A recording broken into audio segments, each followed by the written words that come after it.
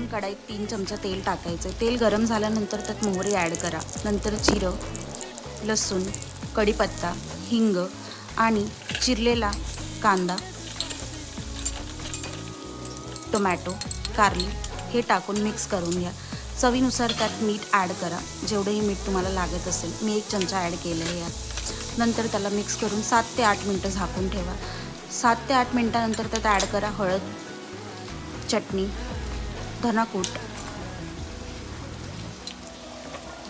आणि मी इथे kitchen king मसाला घेतला आहे. तुम्ही तुमचा कुठलाही आवडीचा मसाला घेऊ शकता. नंतर त्याला 1 वाटी शेंगदाण्याचं कूट ॲड करायचं आहे.